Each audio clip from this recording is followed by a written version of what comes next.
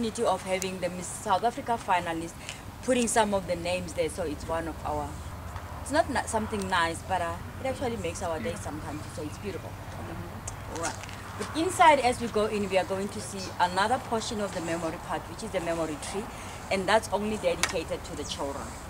And that's a very special corner for Bishop Kevin. Maybe you can get this point clear. The 800 you're speaking about, Is it what? sick people.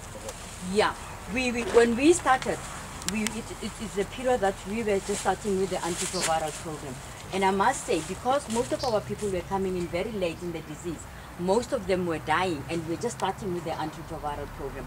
So you'll find that with our first year, we had about like 50% of our patients were coming in, were also dying. And that's because, like I said, it's the antiretroviral introduction, and the people were coming in very late.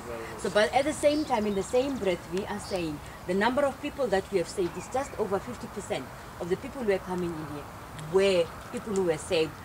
Most of them have gone back to work. Most of them have managed to get the opportunity to be employed. And even those that have died are people who were able to die in a dignified manner, in a place where they were surrounded with people, unlike dying alone at home. Because, I mean, I've had an experience of seeing a person dying, like Bishop Kevin was saying. Before we opened the hospice, I went to the Freedom Park and to expose myself to what I was going to deal with. And there was a man who was from Mozambique who died in a shack alone. He lived there alone and died there alone. And unfortunately, our caregivers are not working over the weekend. And one couldn't say, when they went there on a Monday, they found this man died in a shack. And one couldn't say whether he died on Friday night or Saturday or Sunday.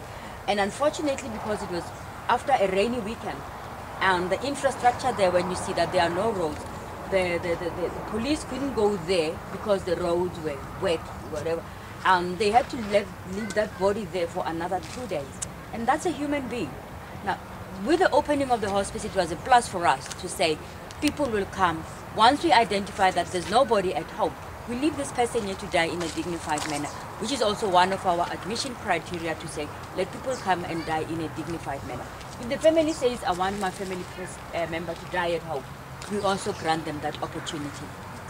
Okay. How many patients on the inpatient side? How many? We've got a 35 bed at the moment. We have to increase our beds. But at the moment, this morning when I was here, we were having 20. And I'm not here, but I know that for a fact that there was a patient who was gasping. He's just about to die. So we might find that I'm 21 now. I'm 19 now. So maybe a little rules about being quiet. Only a couple of us in the How many? Okay,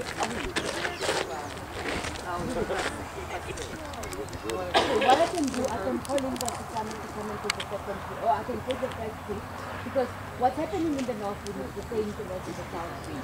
And then I can take the first tree into the